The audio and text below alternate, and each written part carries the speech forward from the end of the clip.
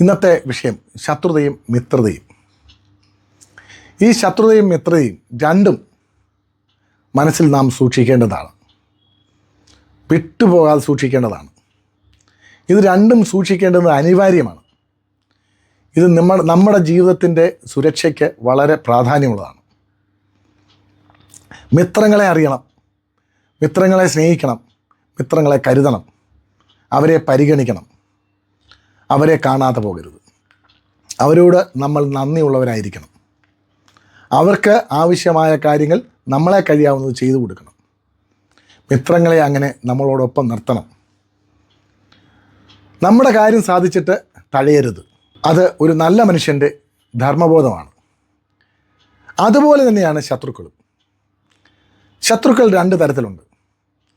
നമ്മളോട് ഇഷ്ടമില്ലാത്ത, നമ്മളോട് മനസ്സിൽ ശത്രുത സൂക്ഷിക്കുന്ന, എന്നാൽ നമ്മൾക്കെതിരെ ഒന്നും വരാത്ത ശത്രുക്കൾ.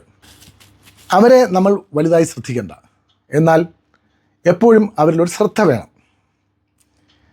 അവർ നമുക്കെതിരെ എന്തെങ്കിലും ചെയ്യാൻ സാധ്യതയോ ഉണ്ടോ ഇല്ലയോ എന്ന് ശ്രദ്ധിക്കണം. നമ്മളെ ഉപദ്രവിക്കാൻ വരില്ല എന്നുള്ള ചിന്ത ഒരിക്കലും ആ ശത്രുക്കളോട് വെക്കരുത്. ഈ ശത്രുക്കൾ ആരാണെങ്കിലും അവർ നമ്മളെ ഉപദ്രവിക്കും എന്ന് തന്നെ കരുതി വേണം ജീവിക്കാൻ. പിന്നീട് ഒരു കൂട്ടരുണ്ട്, ഏതവസരവും തക്കം പാർത്തിരുന്ന് നമ്മളെ ഉപദ്രവിക്കാൻ വേണ്ടി താറുടുത്ത് നടക്കുന്നവർ. അവരെ അതീവ ശ്രദ്ധയോടുകൂടി നമ്മൾ കാണണം. ഈ ശത്രുക്കളിൽ പലരും നമ്മളെക്കാൾ ദുർബലരോ ചില പ്രബലരോ ആയിരിക്കാം. ദുർബലരാണെന്ന് കരുതി നമ്മൾ വെറുതെ വിടരുത്. പ്രബലരാണെന്ന് കരുതി നമ്മൾ ഭയക്കുകയും ചെയ്യരുത്. ആ ശ്രദ്ധ നമ്മുടെ മനസ്സിൽ വയ്ക്കണമെന്ന് മാത്രമല്ല, അപകടകാരികളായ, നമ്മളെ ഉപദ്രവിക്കാൻ സാധ്യതയുള്ള ശത്രുക്കളെ നമുക്ക് ഉപദ്രവിക്കാൻ അവസരം കിട്ടിയാൽ അതിൻ്റെ പരമാവധി ഉപദ്രവിക്കണം. അവരെ വെറുതെ വിടരുത്, വിട്ടുകളയരുത്. കാരണം നമുക്ക് എതിരെ ഒരു അവസരം വന്നാൽ അവർ പരമാവധി ചെയ്യും. അതുകൊണ്ട് അവരെ വിട്ടുകളയരുത്. അവർക്കെതിരെ ഒരു അവസരമുണ്ടായാൽ പരമാവധി അവരെ നശിപ്പിക്കാൻ വേണ്ടി തന്നെ ശ്രമിക്കണം. അത് നമുക്ക് ദോഷമുണ്ടാകാത്ത തരത്തിലുമായിരിക്കണം. വെറുതെ ഇറങ്ങി പുറപ്പെട്ട് നമുക്ക് ദോഷമുണ്ടാകരുത്. എന്നാലും അവർക്ക് കൊടുക്കേണ്ടുന്ന അടി നല്ല വ്യക്തമായി കൊടുത്തിരിക്കണം. ഒരു പരിഗണനയും അത് കാണരുത്. ഒരു രാഷ്ട്രമായാലും ഒരു വ്യക്തിയായാലും എല്ലാം അങ്ങനെ ചെയ്താൽ മാത്രമേ നമുക്ക് നിലനിൽപ്പുള്ളൂ. അതാണ് ശത്രുതയും മിത്രതയും.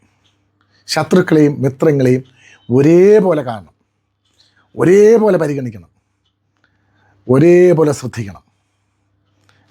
രണ്ട് തരത്തിലാണെന്ന് മാത്രമേ ഉള്ളൂ. പിന്നെ മിത്രങ്ങളായാലും അന്ധമായി വിശ്വസിക്കരുത്. എപ്പോഴും ഒരു ശ്രദ്ധ ആരിലും ഉണ്ടാകണം. ആരെയും 100% അന്ധമായി വിശ്വസിച്ചാൽ നമ്മുടെ ജീവിതം നന്നായി മുന്നോട്ട് പോകില്ല. എപ്പോൾ വേണമെങ്കിലും മനസ്സ് തിരിയാവുന്ന ഒരു ജീവിയാണ് മനുഷ്യൻ. നിസ്സാര കാര്യങ്ങൾക്ക് പോലും നമ്മളോട് ശത്രുത പുലർത്തും. ചിലപ്പോൾ അസൂയയായിരിക്കും, ചിലപ്പോൾ മറ്റെന്തെങ്കിലും കാര്യമായിരിക്കും. ഇതിലൊക്കെ ചിലപ്പോൾ ശത്രുത അവരുടെ മനസ്സിൽ വരാം. അസൂയ കൊണ്ട് ശത്രുതപ്പെടുന്നവർ പലരുമുണ്ട് സമൂഹത്തിൽ. അപ്പോൾ അത് നമ്മൾ വ്യക്തമായി മനസ്സിലാക്കണം, അതിനനുസരിച്ച് ജീവിക്കണം. നന്ദി, നമസ്കാരം.